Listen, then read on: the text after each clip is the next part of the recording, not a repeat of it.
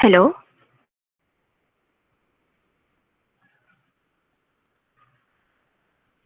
Hello, audible ba ako?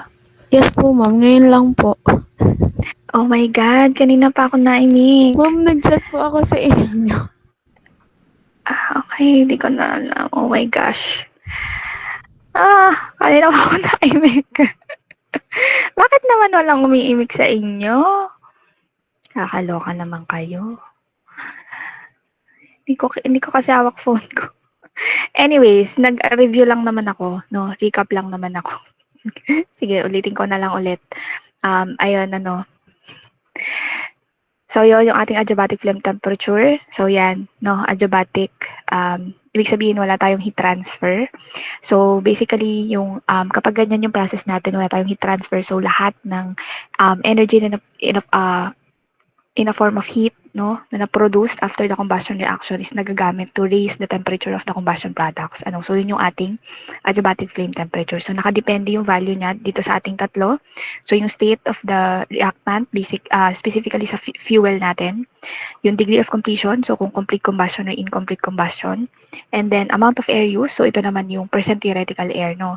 So na-achieve or na-attain yung maximum amount ng air fuel ratio ng atmospheric adiabatic flame temperature natin kapag complete combustion tapos at 100% theoretical air or yung ating theoretical amount of air.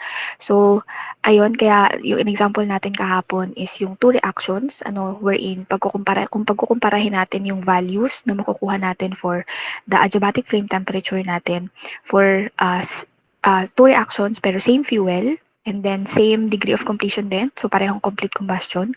Pero ang difference lang nila is only on the amount of air used.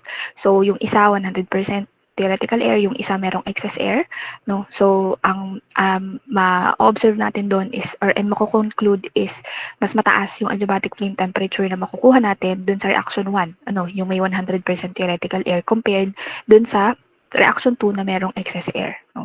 So ayan. Same formula pa rin naman ang gagamitin natin. So we have ito, yung Q out natin is equal to the summation of the number of moles ng reactant, yun pa din, multiplied by yung sensible enthalpy natin, minus the summation naman ng sa product side. So, since sa adiabatic process, we don't have the Q out or yung ating heat transfer is 0, so, dinerive lang natin, no? So, nilagay lang natin sa kabilang side yung summation ng products. So, yan lang yung gagamitin nating formula. So, we also tapos na tayo sa given problem. So given sa problem, I mean, yung ating diagram. So again, yan ay requirement yan sa exam nyo, no? So pag walang given na ganyan, na diagram, so kayo ang gagawa. So make sure na lahat ng given values, ayan, ay nalagay sa diagram. So again, ulitin ko, huwag pong kakalimutang lagyan ng physical state yung fuel at saka yung ating H2O sa product side. So ang gagawin nyo sa H2O sa product side, i-assume natin as gas unless stated otherwise. So hanggat hindi sinasabi sa problem na to assume that the H2O in product is in liquid state, so gagawin natin siya or i-take natin siya or i-assume natin siya as in gas, or as water vapor. Okay. And then, yan. So be careful na lang sa given temperature for each substance, for the fuel, for the air, ayan. And then ang pagkakaiba dito is ang hinahanap natin is the temperature of the product, or yung ating adiabatic flame temperature, no. So we tapos na din tayo sa balance equation, nakapag-look up na din tayo ng values sa table, no. And nakapag-substitute na din tayo ng values kahapon. So natigil tayo ay doon sa ating pag-simplify dito sa pag-solve. So gaya na nabanggit ko, dun sa substitution ng values, ganun pa rin, di ba? So, ipapattern pa rin natin siya dun dito sa ating formula. Pero this time, dun sa product side, since wala tayong temperature ng product, no, since yun yung ating unknown value, so ibig sabihin magkakaroon tayo ng or wala tayong value for the enthalpy of the substances sa product side. At products temperature, dito sa part na to. Since di ba yan ay enthalpy at the specified temperature or yung given na temperature of the substance, di ba? Since wala tayong temperature, hindi natin malulook up sa table yung value ng enthalpy na yan. So that's why meron tayong ganito. So yung ating mga unknown values. Ayan. So, gaya na nabanggit ko sa inyo kahapon, itatabi nyo sa kabilang side yung mga merong unknown values and then lahat ng whole numbers, no? Pagkasama-samahin, itatranspose sa kabilang side. Ayan, sasama dito sa right side. Okay, so may nakapag-solve ba ng value natin dito? Ulitin ko lang ulit, no? Huwag kakalimutang i-distribute yung ating number of moles. Dun sa naka-open and close parentheses. So, yung 8 kmol natin multiplied by negative 393,520 plus 8 times HCO2 minus 8 times 9364. No? So, ganun din sa ibang substance. No? So, siguro yun yung mga little mistakes na possible magawa. So, kaya importante yung parenthesis natin dyan. Okay. Anyone? May nakapag-solve ba? Anong natin dito? Anong value natin?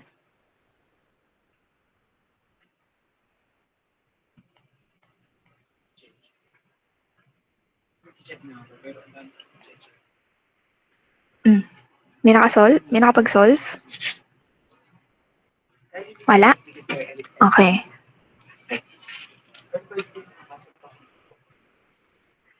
Sige. Tanggalin natin, no?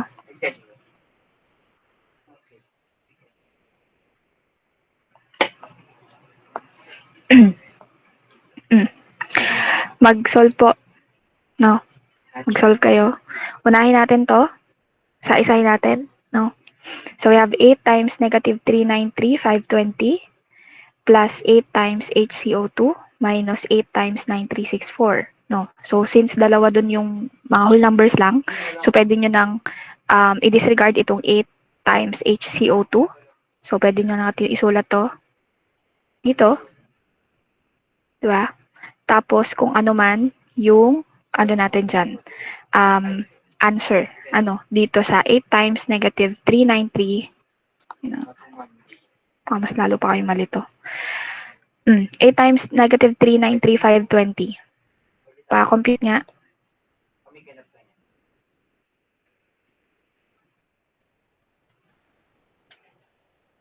Ano ang 8 times negative 393? 393,520, I mean. Ano po, ma'am? Negative 3,148,160. Ay, 314,8160. Tama? Yes po, ma'am. 314,8160. Okay. Ngayon, plus 8HCO2 minus, ano naman ang 8 times 9364?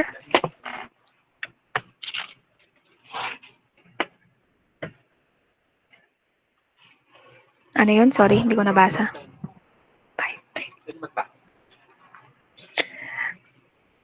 Ano pong sagot? Negative Negative 74,912 po. 74912. No. Okay? And then, ito ICO2. No. Okay, next. For H2O naman, so ano naman yung, try naman nyo ngayon pagsamahin, para hindi kayo, para mas time efficient, kumbaga. So, ang gawin nyo, 9 times negative 241,820 minus 9 times 9364. Sabihin nyo sa akin yung answer.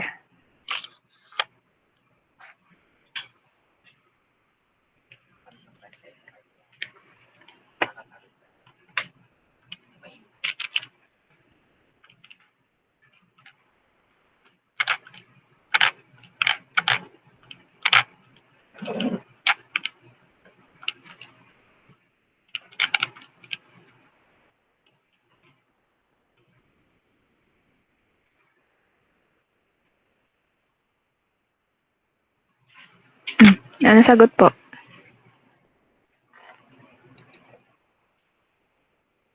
Yes, go ahead. Negative 2,260,656 po. 2260656, tama? Apo. Okay. Tapos plus 9HH2O. Okay, so this one is H2O. Next naman, so ganun din sa nitrogen para mas mabilis tayo. Since again, oras yung kalaban nyo sa exam. So, ito ay 47 times 0. So, wala na yon. It will just be 47 H and 2 minus 47 times 8669. Yes, Miss Lanting? Negative 407443 po. 407443. Tama yung sinulat ko? Okay. Ayan. So, this one is N2. So, ngayon, equals, sa ano tayo? Sa fuel, we have 1 kmol times negative 249,950. So, it is negative 249. Sorry. 249,950. So, okay na tayo. Ito lang yon sa ating C8, H18. Plus, sa O2 tayo sa reactant, we have 2.5 times 0 is 0. So, it will just be 2.5 times 8364.4 8384.4 minus 12.5 times 8682. Anong sagot?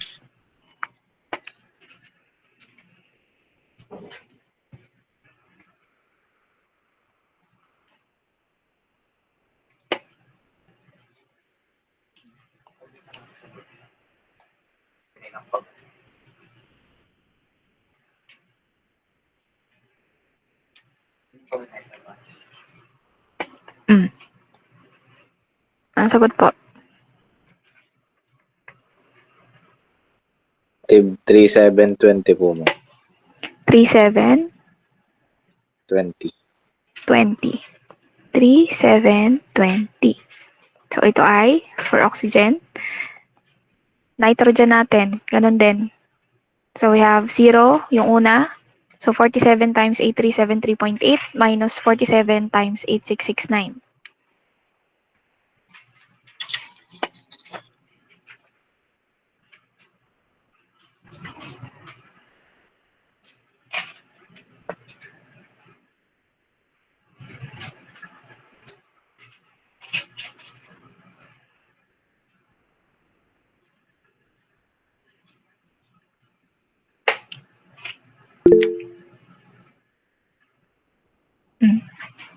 Yes, Miss Lanting. Negative 13874.4. 13874.4.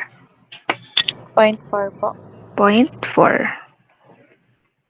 Okay, so this one ay N2.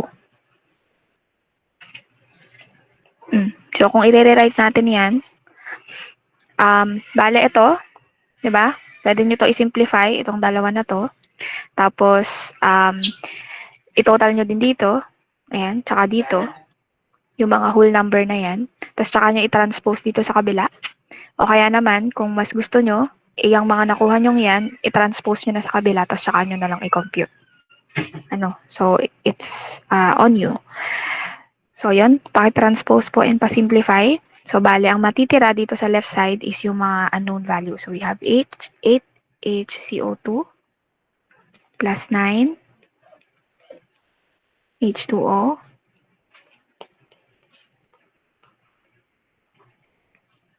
plus 47 HN2. Yan.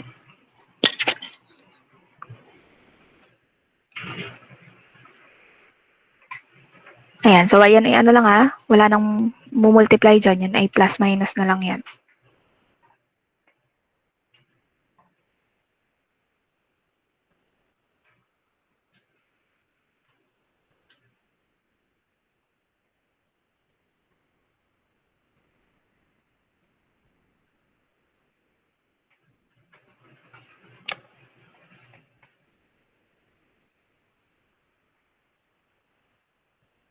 Sige, habang nagko-compute kayo, susulat ko kung paano.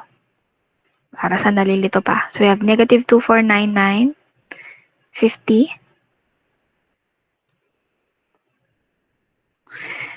plus 3720 minus 13874.4. Yan. So, tatanspose natin dyan is, ito, una natin yung negative 3148160. So, magiging positive. We have plus 3148160. Next, ito, yung negative 74912. So, magiging plus 74912. Okay. Next, itong 2260656. So, magiging plus 2260656. Next, ito, yung 407, negative din yun. So, it will be plus 407,443.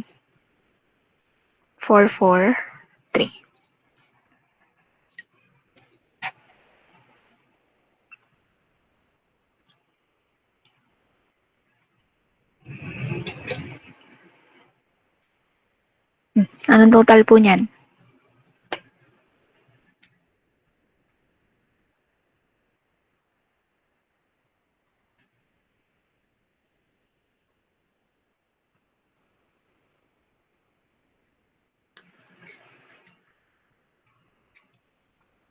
$5,628,486.6. How about the others? Okay. Re-write ko na lang, no? So, we have 8 CO2 plus 9 H2O plus 47 HN2 equals to 5,628 486.6 kilojoule ang unit. Okay. So, ngayon, ito yung ating resulting equation.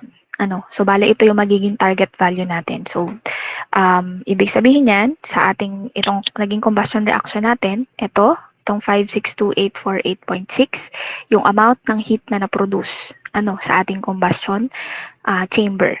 So, ibig sabihin po, heat na na-produce, hindi heat na na-transfer. Okay, so this one is the heat na na-produce after the combustion reaction. So, ibig sabihin, nasa loob pa ng system to, diba? Since adiabatic siya.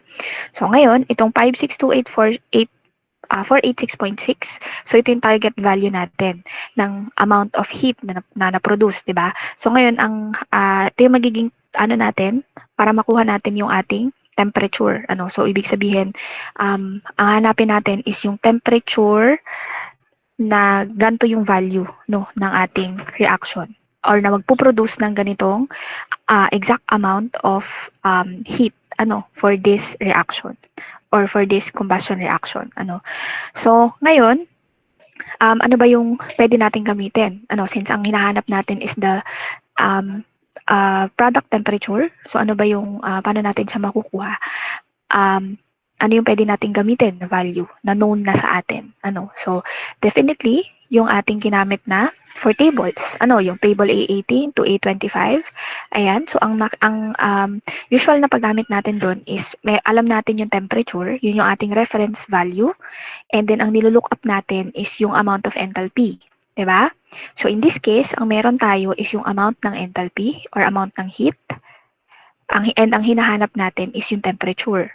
So, baliktad ngayon. However, yung unit natin dito, itong 5,628,486.6 is in kilojoule.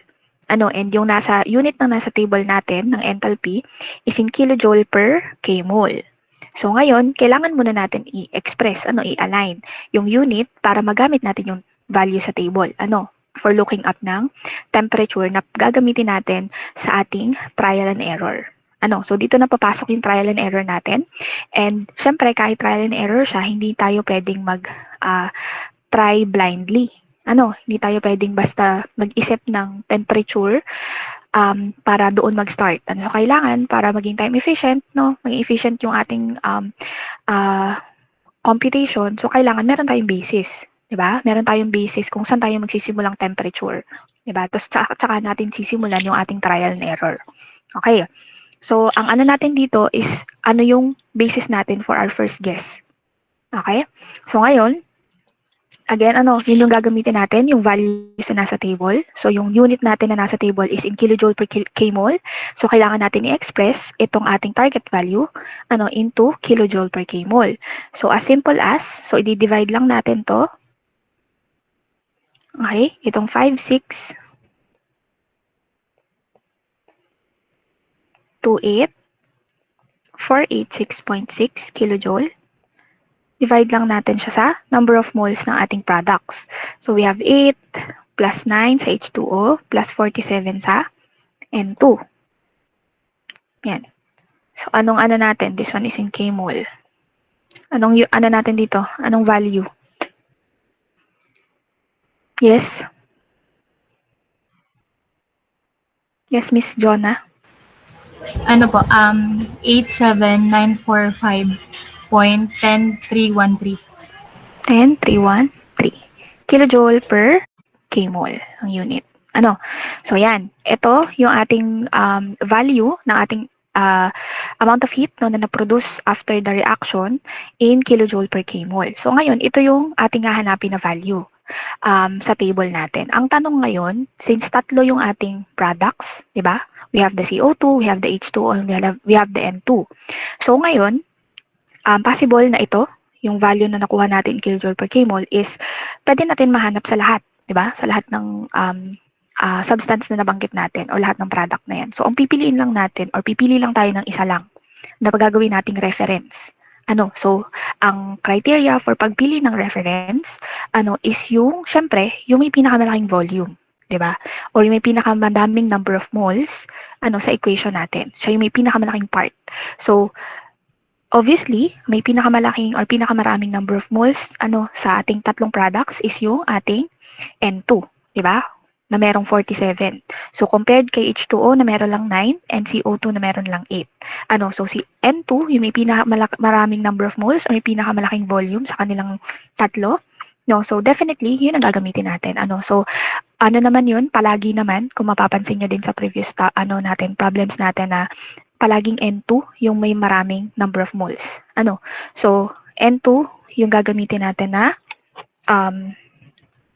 substance. Ayan. Okay, so we have, ligay lang natin dito.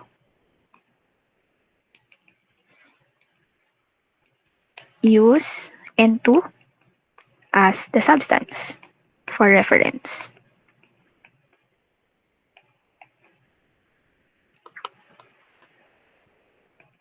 Or basis for first guess.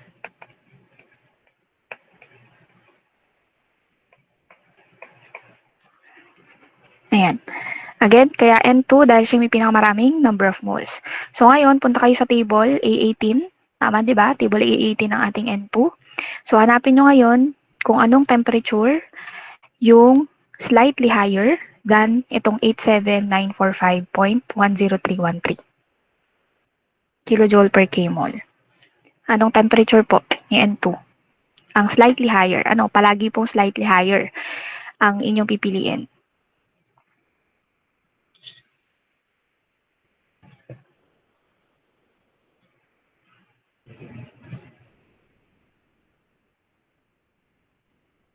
When we say slightly higher, ibig sabihin yung sunod na mataas sa kanya na value. Ano pong temperature? 2650 po. At 2650 Kelvin, di ba? So, okay. At 2650 Kelvin, anong value ng ating N2? 88,488 po.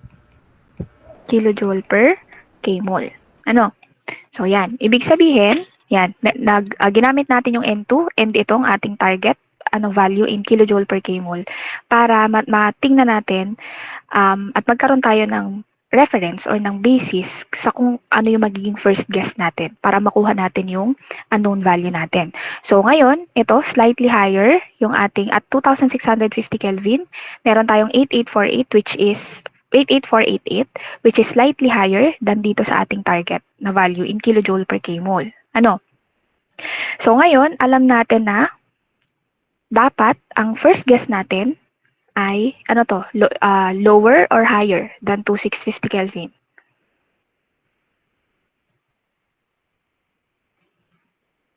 Ano magiging first guess natin? Is it higher than 2650 Kelvin or is it lower than 2650 Kelvin?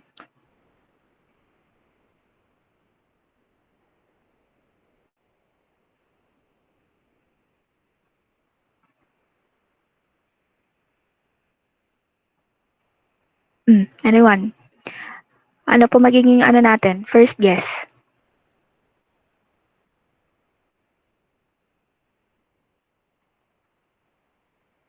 Ano dapat po? Mas mababa sa 2650 Lower or mas po. mataas? Mas baba, di Lower ba? po. Mas mababa po. Lower. Okay. So, dapat mas mababa sa 2650. Ngayon, ang goal natin, ay makapag-interpolate actually. No? Kasi hindi naman natin yan, since, although trial and error yan, pero yung exact amount, makukuha natin yan via interpolation. So, ang goal na bang kailangan natin for interpolation? Dapat yung slightly higher na value and slightly lower na value. So makukuha natin yon. So pag sa first guess natin, may basis na tayo at 2650. So dapat we know since ang value ng 2650 is slightly higher than yung target natin.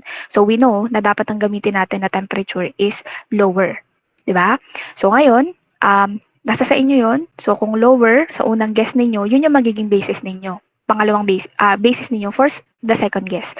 But ang goal natin is to interpolate. And para makapag-interpolate tayo, kailangan natin ng slightly higher value dito sa ating target. Okay? And slightly lower na value dito sa ating target. Okay. So, not necessarily twice lang tayo magigess. So, ang anuhin nyo dyan, since trial and error, kailangan ang makuha nyo is slightly higher and slightly lower dun sa ating target value. Okay. So, we'll see later kung ano ba yung slightly higher and slightly lower na sinasabi ko. So, for example, we know na dapat lower than 2650 Kelvin yung gamitin natin as first guess. So, let's see. For example, ang gamitin natin na first guess natin is at 2,400 Kelvin. Yung 2,400 Kelvin, kailangan natin mapalabas itong target natin na to. Kailangan natin malaman if yung at 2,400 Kelvin ba, yung value ba na mako-compute natin or yung amount ng heat na mako-compute natin is higher or lower than this sa target natin. So, ang gagawin natin, we will just substitute yung values at 2,400 Kelvin ng ating mga products, dito. Yan. Okay. So, ngayon, we have 8 kmol of CO2 multiplied by the amount of enthalpy ni CO2 at 2,400 Kelvin. Anong amount ni CO2 at 2,400 Kelvin?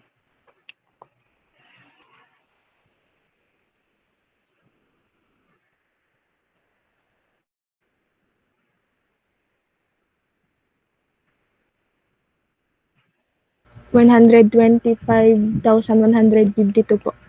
152. 225, 152. Tama? 125 po, 152. Okay, 125. 125, 152 kilojoule per kmol.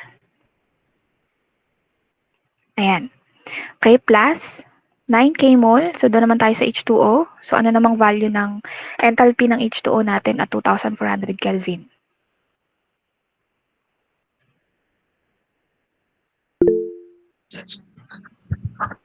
Yes, Miss Samantha? 103,508 po.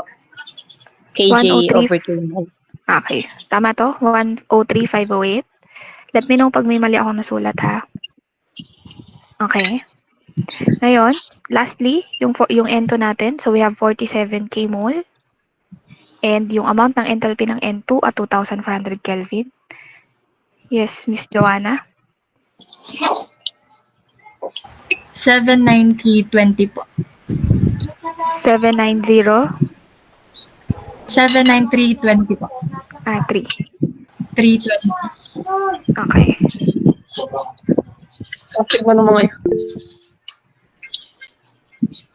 Okay. Ayan.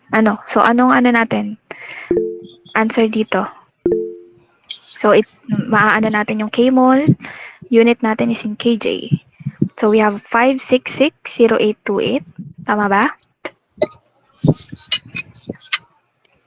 How about the others? No, 5660828.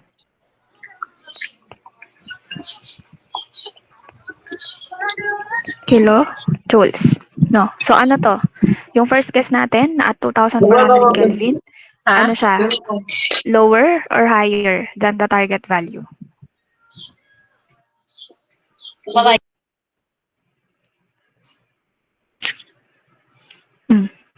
Ano siya? Lower or higher?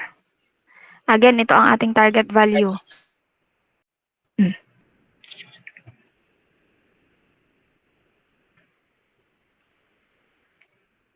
Ano to? Lower, higher?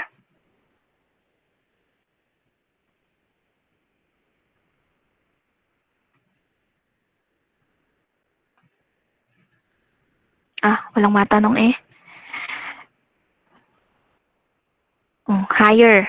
Diba? 5660828. Yung target natin is only 5628 for 86.6. So, meron na tayong higher. So, it is regarded as, we can regard this as slightly higher na din, no? So, ibig sabihin, meron na tayong higher na value. So, ang goal naman natin para makapag-interpolate tayo is to have the lower na value, lower than our target.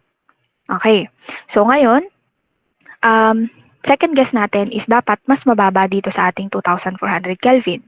Diba? Kasi ang kailangan nating value is lower than the target.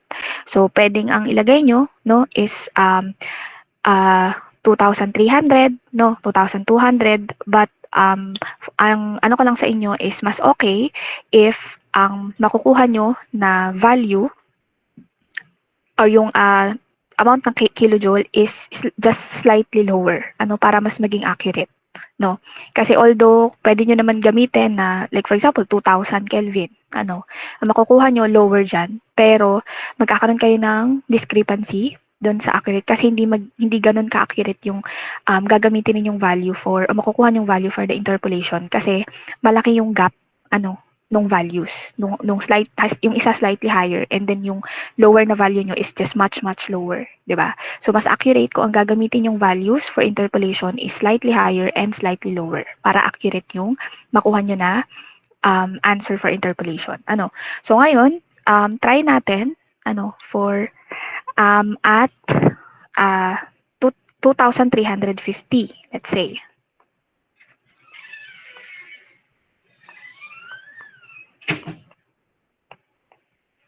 So, at 2,350 Kelvin. Okay. So, same lang ng gagawin natin. No?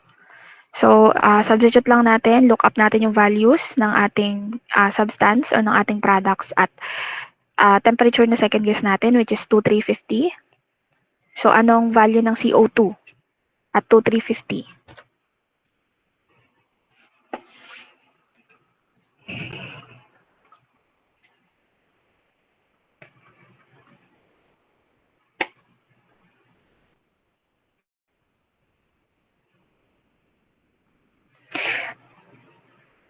Sige, tawag tayo.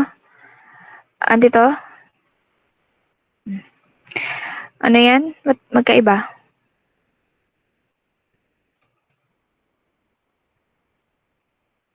One, 2,2,091.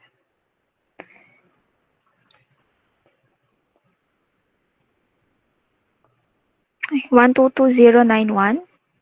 Tama ba? Wala akong dalang table dito. 1,2,2,091. So, this one is kilojoule per kmol. Plus, sa ano naman? H2O. Anong value at 2,350?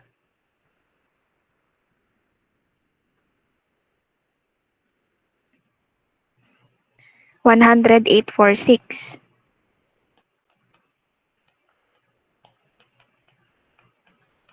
Okay, then last, sa N2, we have 47 kmol multiplied by amount ng enthalpy ng N2 at 2,350 Kelvin, 77496.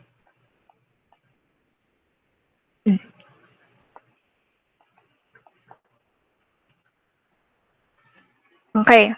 Anong ano natin dito? Answer natin at 2350 Kelvin.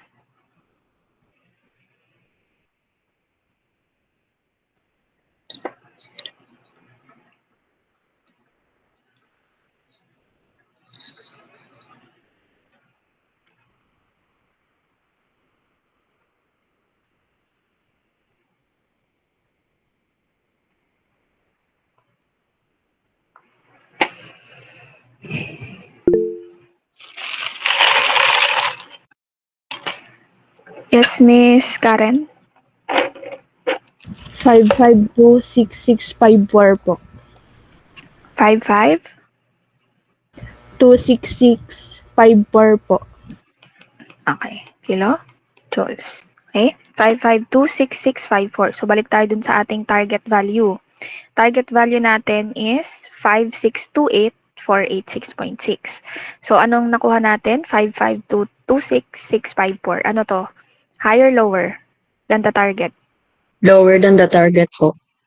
Lower, 'di ba? So, ibig sabihin, pwede na natin tong gamitin as interpolation value. Kasi kung man, sa table kasi natin, ang meron lang na available is by 50s, 'di ba? For temperature. So, 224, then 2350. Ang next na natin is 2,300. So, wala na namang in between na available na values tayong pwedeng gamitin sa table. For between 2,400 and 2,350. So, kumbaga ito na yon yung lowest possible, no? Yung pinaka-close na value sa ating unknown, dun sa ating target value, pinaka-closest na siya. So, ang gagamitin natin is yung slightly higher, which is at 2,400 Kelvin, and slightly lower as at 2,350 Kelvin. So, ganon. Gamitin lang natin yung mga nakuha nating amount ng enthalpy, no, in kilojoule, to interpolate. So, we have the temperature and then the amount of enthalpy. So, this one is in Kelvin. To ay enthalpy at kilojoule.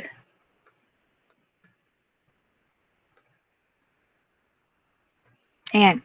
So, una natin is yung lower muna. So, we have 2,350 Kelvin, 2,350.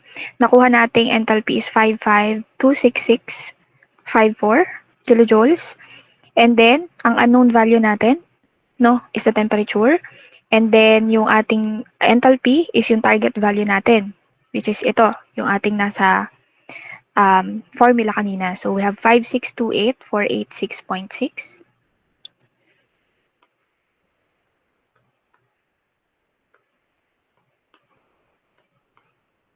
5628,486.6. And then lastly, we have 24. And then ang nakuha natin sa 24 ay 5660828.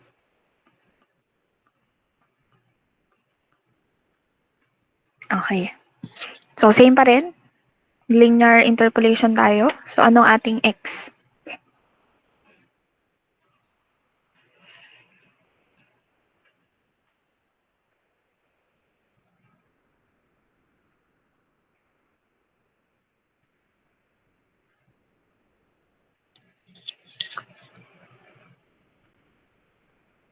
Two, 387.948.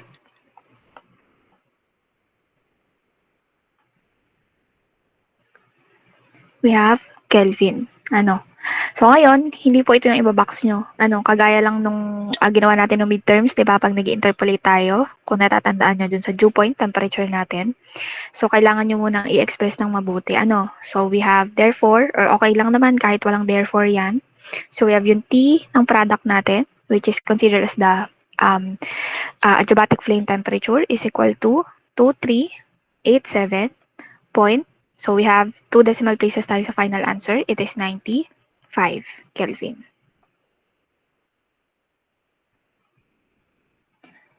Okay? Any questions?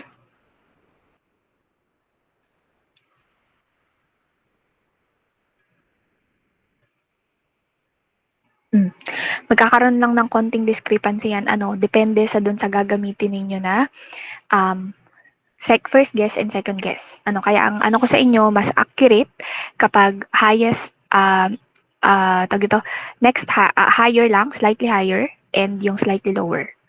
So, for example, dun sa ibang section, ang ginamit namin na first guess is 2,400.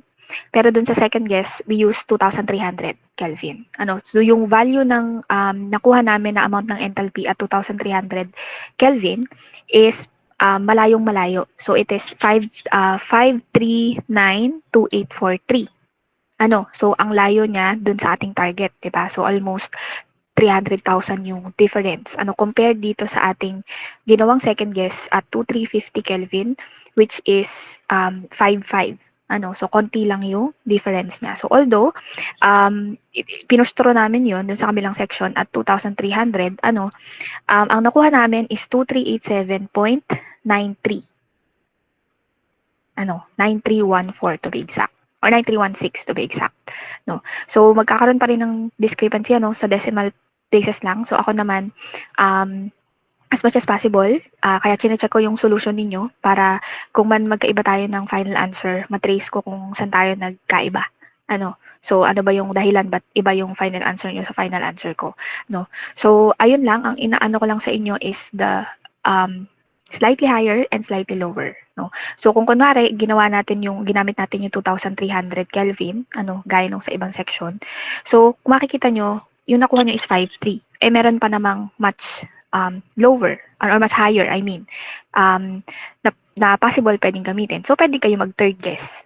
Para matry nyo lang or matingnan nyo lang kung ano ba yung magiging resulting amount of enthalpy natin. Kung siya ba ay mas slightly lower lang dun sa ating target. Tapos, pag nakuha nyo yun, so pwedeng yun yung gamitin nyo sa halip na yung 2,300. So, kasi yung next possible naman wala na. Kasi sa table natin, ang available lang na temperature as a reference is by 50s lang. So, ayun. Okay? Ayun. So, anyways, pag gano'n naman, as long as hindi naman gano'n kalayo, so wag na lang pong gagawin na, for example, ang first guess mo is 2,400, so meron ka ng slightly higher. And then, ang ginawa mo dun sa second guess mo for the lower value is, for example, 2,000 Kelvin. So sobrang layo na ng makukuha mong value ng enthalpy. So ganun pa rin naman, kaso lang yun nga, magkakaroon kayo ng discrepancy sa final answer. Kasi hindi ganun ka-accurate yung ginamit nyong values.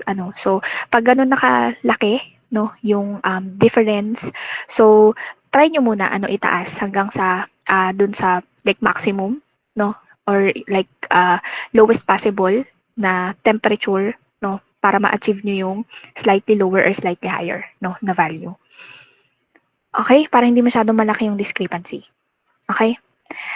Ayun lang naman ang yung ko sa inyo, like reminder siguro for this topic. And since this one is yung interpolation dito is tag dito, about sa final answer, hindi siya about sa value sa table.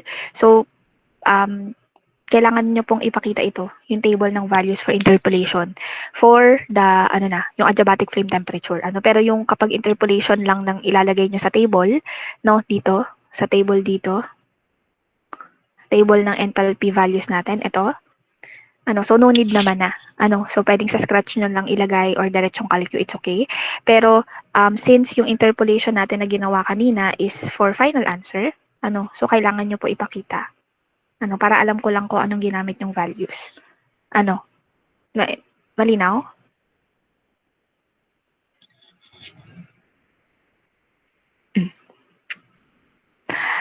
Any questions? May question, clarifications, or anything? Okay, wala. Hopefully, yun, dyan lang naman iikot yun. Bale, 3 lang naman yung natin. So again, ang kalaban nyo po ay oras. So practice ng balancing ng equation, looking up ng value sa table, and yung mismong flow ng process. So wag masyado magmadali, kailangan tayo, efficient. So tama, make sure na tama yung sinusulat, tama yung nilalagay sa ini-input sa calculator, ano, kasi sayang yung effort kapag nagkamali, no, for like little mistakes, no. So ayun, palaging i-double check, no, pagka-compute or pag-input sa calculator para hindi sayang yung time, hindi sayang yung effort, ano. So siguro sa reminder ko lang again, yung problem set natin, wala naman kayong isa-submit sa mismong ano natin, sa mismong exam.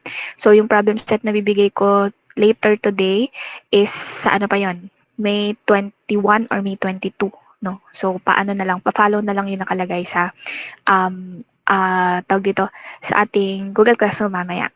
And then, ang schedule ng removal is most likely Saturday. So, it's May, ano yun, 24, no? May 24, Saturday, wala pa akong time.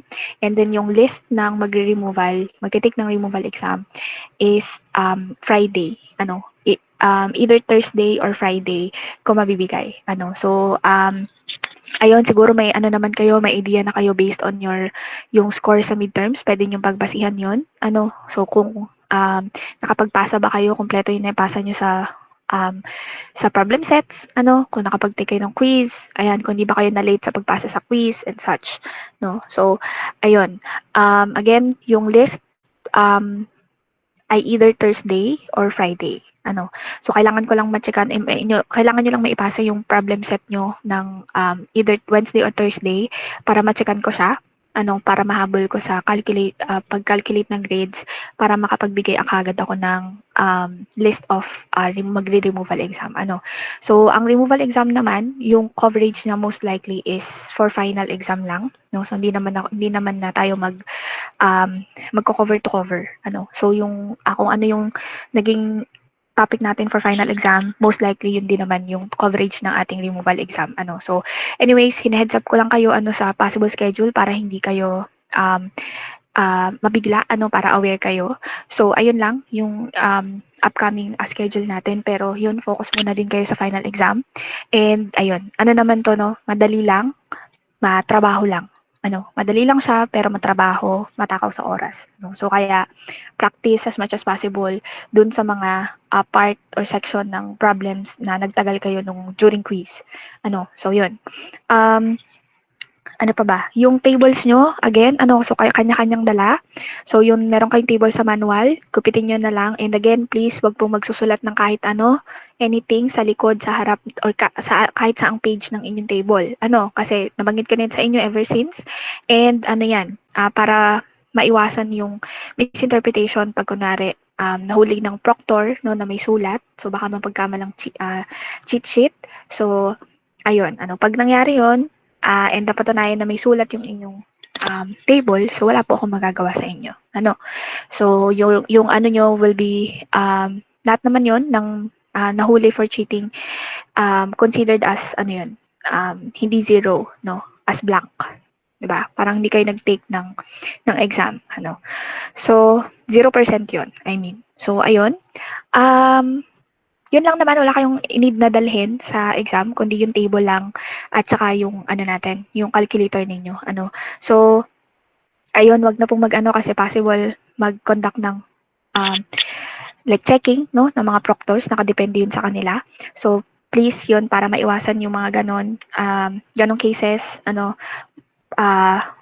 wag pong sulatan ng anything yung table, ano. Ano pa? Yun lang naman yung nasa isip ko, no? Yeah, yun lang. Okay, kung wala na kayong questions or anything, yeah, I'll give you the remaining time. Ayan.